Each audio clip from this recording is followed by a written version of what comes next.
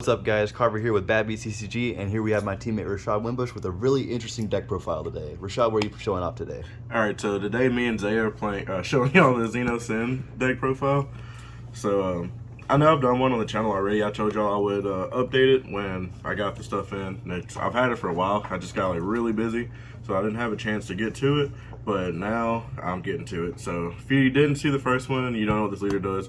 When he attacks on the front, you pitch a Shadow Dragon card and draw. The Shadow Dragons have this cool skill where they're discarded by another Shadow Dragon. You look at the top card of your deck. If it's a Shadow Dragon, add it to your hand. So it's basically a draw 2, because there's only 4 cards in the entire deck that you can't add off this. When he attacks, you enter the turn, switch from active mode. His Awaken, he's got an alternate condition. You either Awaken at 4 life, on top 1, draw 1, or there's 7 Shadow Dragons in your drop, you on tap 1, draw 1. For all these Shadow Dragon skills, the cards have to be black, by the way. On this side, when he attacks, he gains 5k. So he's a 20k swing, which y'all know how much I love 20k leader swings, because it is really good pressure for free. You're drawing a card, and then your opponent is either losing a super combo, 2 cards, or they're taking a hit. And of course he's a blocker on both sides, which goes with the Unison skill. And another card that you'll want to block. He's got Spirit Boost on this side, which is once per turn. Activate main/battle. Lets you play an extra card for free. And that's all the skills on the leader. So, Alright. So, let's get into the main deck now. Still just playing the Toa Unison, because even at 50 cards, with this not being so focused on mill like it was, you deck out all the time still. Like, unfortunately. So, like, this has saved me. Last night, I was testing against Kaba, and I won that matchup because I top decked into a Toa Unison at the end, because I had 2 cards in my deck, and I was able to put 4 back with Toa, and I still ended that turn with 2 cards in my deck. So, like, this was, like, super important. So, her +1 is you draw 1, put a card from your hand, and up to 3 extra cards from your drop on the bottom. They have to be Shadow Dragon cards. Her -7, which I've done a couple times, which is like super easy to get off because of her auto, is you play a Shadow Dragon with a different character name from your hand or drop up to 7 of them. And then her auto, when your leader blocks, she gains a marker.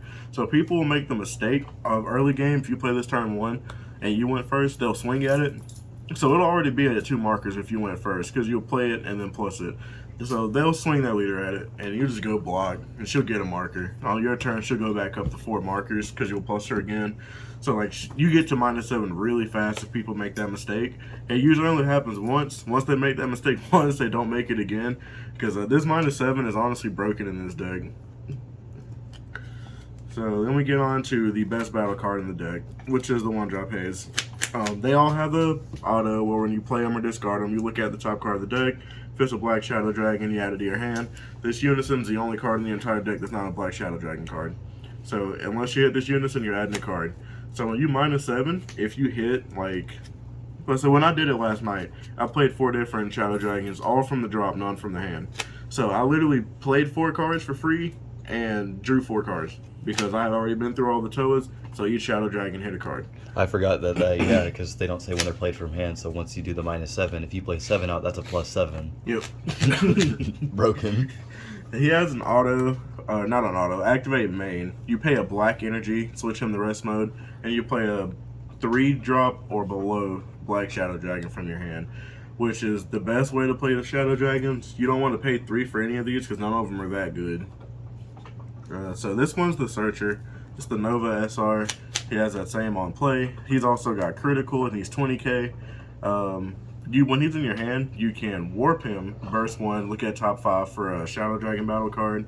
This is the one that you're going to be looking for. And if you already have that one in your hand, then you're going to be looking for this one. Ah, yes. So. Thwarting the Dark Empire. What this Haze does, he's a critical blocker. At the end of the turn that he attacks, he untaps. And when he attacks, you warp one of your opponent's battle cards. It doesn't ignore barrier, but it's like, it literally warps any battle card on the board that doesn't have barrier. So like, this one is amazing. Your opponent plays some big bomb on you and you survive the turn, and you just respond by swinging with this and getting rid of it. Like, it just feels really good. So in my opinion, these are the best cards in the deck right here. Like, because this searches the missing pieces of this, and then this plays either of these, which they're both crit. And then this one is just constant removal, because if they don't have a way to tap them or get rid of them with an effect, he's just going to untap at the end of the turn, and you just don't block with them so they don't kill him.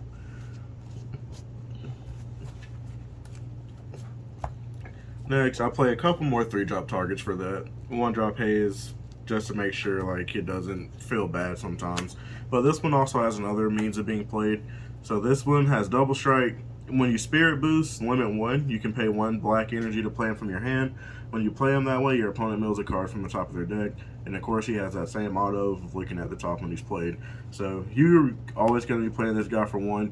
Some of my testing games, I did tap 3 for this at the end of a game to like just go for game because I was saving for the triple strike and I wanted to like bait all their counters out first. So I just played this first before I did all that. You play your 4 searchable super combos. The only other card without the auto. Yeah, this one doesn't have the auto that when it's played you get to do all the shenanigans because it's a new super combo and it has the spirit boost auto instead. Have you ever used the Spirit Boost auto? All the time in this deck. I've literally done it like a million times in this deck. So this is the only deck I've played where I actually use that. But because you kind of want to keep your unison around since it like resets your deck and you want to spirit boost to activate your extra cards. You never want to pay energy for them. So this just keeps markers on it. And you always have like all 4 of these in your hand because you're always like looking at the top and grabbing stuff.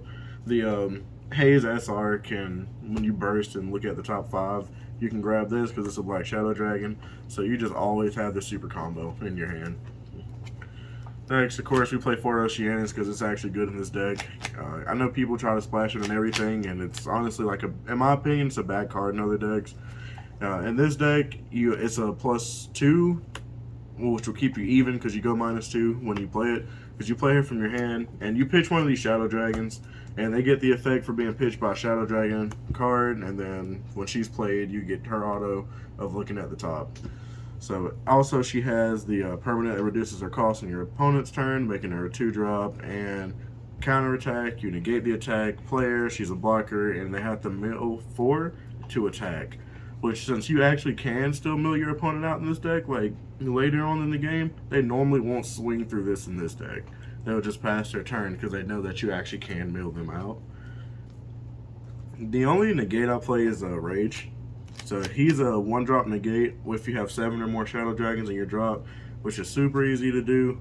He's a blocker also, but when you negate with him, he plays himself in rest mode, so he won't be a blocker that same turn. But he's also another 3-drop if you just need a blocker for some reason. Like you think your opponent's like about to push you hard and you don't think you have enough defense in your hand. You can play him off the 1-drop haze to generate yourself a blocker, so it's just another way to be a little bit more defensive.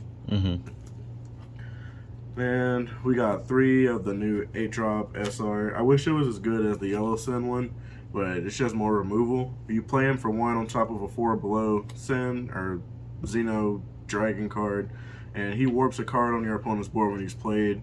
And he's got unique, so you can only play 1 of them, but he is then just a 1-drop 30k beat stick that removes something.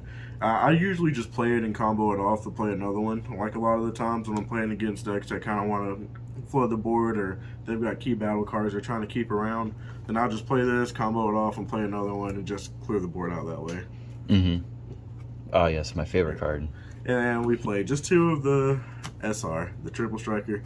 So this guy's pretty good at 2. You're always going to see him at 2 because you go through your whole deck so much. And there's so many ways to like search battle cards, and you get to see a lot of cards. Like you're going to see your entire deck when you play this deck. The cards on the bottom, like your last 5 cards, are going to be all the stuff that you bottom deck with the Toa Unison throughout the game. So you're going to always know what those cards are on the bottom because you're going to draw everything else. But this dude, for 2 black energy, you remove 7 Shadow Dragons from the drop, and you play him out, and he's 30k triple strike. And then the next card we play is 4 minus energies, which playing him for 2 and then for 1 energy, you can activate the battle on this card, give him plus 15k. It's 3 energy for a 45k triple strike. But this also has a counter attack that's free if you have the Black Unison in play. And if the opponent has a battle card 15k below or 15k or below, you can send it to the Warp Ignoring Barrier for free.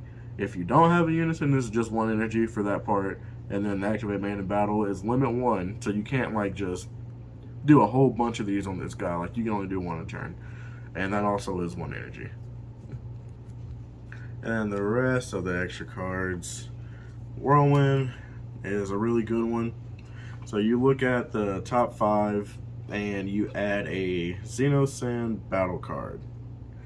And then there's a second part of this where you can discard a Shadow Dragon card from your hand, and your leader will get 1,000 for the battle. So if your opponent's playing a deck that just swings 15k a lot, you can do this on the first swing and pitch a card from your hand. If you pitch one of these other battle cards that have the auto, then you get to look at the top card of the deck for it, because all the extra cards have the permanent that they are Shadow Dragon cards. So you would still get to like replace the card you pitch and give your leader the 1k boost, which helps against like Winnie Rush decks. And also forgot to mention, in case y'all forgot, that on the front and the back of the leader, if you activate a extra card that's Shadow Dragon, then you and your opponent both mill one. I only played 2 of the Negative Energy Explosion because I don't play as many extra cards anymore. I feel like the deck's a lot better as a mid-range deck and not a 100% mill focused deck. So this one, if you have no unison on the board, you look at the top 7 cards of your deck. If you hit the Toa unison specifically, you can play it with 1 marker. Otherwise, you're looking at top 7 for an extra card. Has to be a Shadow Dragon extra card, of course, like everything else. I just played 2 Dragon Slam bullets now.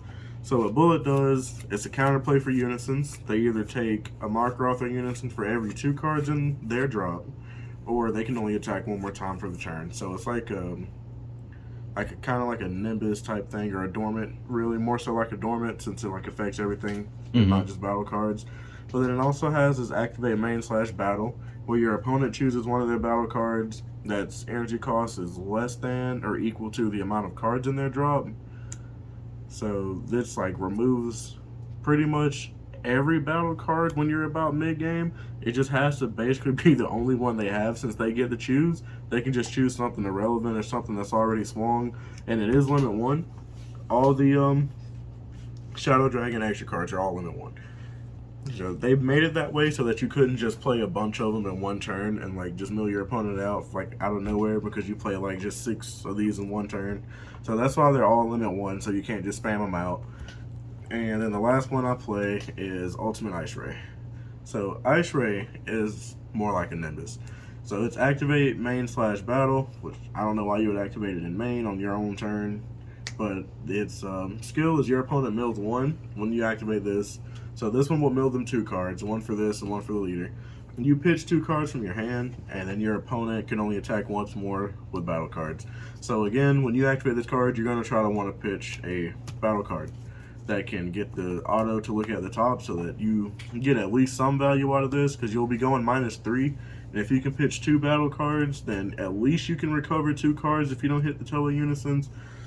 So that makes it not as bad. And the 2 energy costs look steep, but you just play it for free with Spirit Boost with the leader and the Toa. So you never actually pay 2 for this card. I mean, you can. I've done it before. Like, I'll just save up for it because I knew I couldn't game that turn. There was no point in just playing cards just to play them. So I just passed with like 4 energy up, and then I just play this. But that's the updated list. I don't think it's like ever going to be like a great mill deck, because all the extra cards are limit 1. They cost energy. You know, like, and they only mill 1 card. It's not like the other mill decks where they're milling you like 2 and 3 cards for 1 energy and stuff like that. So it just feels bad to try to mill somebody out with limit 1 extra cards that cost your energy. So I've made it as a mid-range strategy this go around, and honestly, it's been doing really, really good as a mid-range deck. The new support was really good. I'm happy with it. I'm still testing out some other things. I know a lot of people play the Barrier Blocker Ice, that's 15k, and he untaps at the end of the turn. So that one's also really good being a barrier blocker, but so far I haven't felt the need to block a bunch of attacks. One card I noticed, sorry, but one card I noticed he changed was the 4-drop Sin. The black, the other one that's like actually like dark and like really dark looking. Yeah, that one. Yeah, I'm removing them because it was never good in the first place, in my opinion. It's not worth 4 energy. I mean, it's barrier, blocker, deflect, but it's not worth 4 energy. It's a double striker also, and for Spirit Boost, you make your opponent mill 1 and you untap them, which is activate main/battle, and then you get to play one of these extra cards for free, which that part was cool. That was all fine and dandy. If it was a 3-drop, it'd be in the deck 100%. But if you get the turn 4 and you tap out to play that card, odds are you're not milling your opponent out on that turn anyway. They're probably just going to kill you because now you have no defense. Like, it just didn't feel good at all, so I did completely cut that one out. There's also a 3-drop Nova that's not the SR. I'm pretty sure he still has crit, but he revives your unison from the drop. But my unison has really never been killed in a game because, like, once again, you just want to block with your leader on that first swing on it to give it a marker. And people usually just kind of ignore it after that, or it's at the point where you can use these. And that's the other cool thing with your leader having blocker. The other card I was mentioning at the beginning is this guy, because you have to switch from the rest mode to activate his skill. You will block to save this guy a lot also, because he's like the most important card in the deck. But that also forces you to have a battle step, which is what people will try to do. They'll try to swing at your unison to keep you out of a battle step so they can do what they want to do and you can't respond. But if you block with your leader, obviously you get that spot open back up, and that opens you up to being able to play like these extra cards on their turn, which is like another strong suit of the deck, is being able to force going into the battle. Which this is what I've been testing right now. So far, this feels like the best version of the deck that I've played, and you know, I'm interested to see other people's builds and stuff. I know some people are using the Bardock Unison, but the amount of times I've like decked myself out, I just didn't want to play a Unison that drew more cards. And you honestly always have a fat hand in this deck because everything you play replaces itself, and then you're getting 2 cards off your leader on the front, another one off the back, and you just kind of like go in a rotation with playing stuff and regenerating your cards. So I feel like this is just the only way I would play it right now. I feel like it's a very solid blackjack, and it's pretty cheap for everybody who wants to play it too. Yeah, if you're looking for a budget deck to get into black, you can definitely pick this up.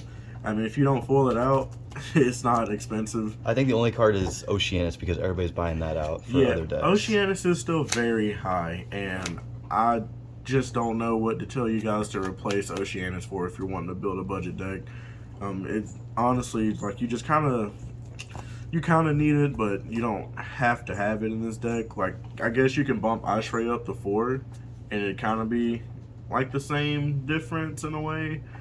But the other 2 slots that would open up, there's plenty of other Shadow Dragons now that you can put in this deck.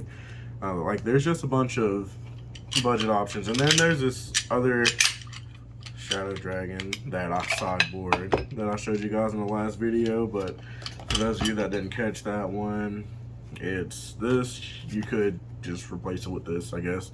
It's not searchable in this deck, but it is Shadow Dragon, so like you do still get the pitch and KO one of their cards. So this is a good card in this deck too. So there's options. You have got like plenty of options on stuff you can swap around to make it more budget if you can't get the Oceanuses. So it is cheap without Oceanus though. The rest of the deck's probably like $20 maybe. And so I would definitely pick it up if you're just looking for a fun, cheap black deck to play. Alright guys, well thanks for tuning into the video, and if you're not subscribed yet, subscribe because we are almost at the 500 mark. We are 5 subscribers away from 500, so please subscribe if you're not, and we would be ecstatic over that. Alright, and see you guys in the next one. Peace.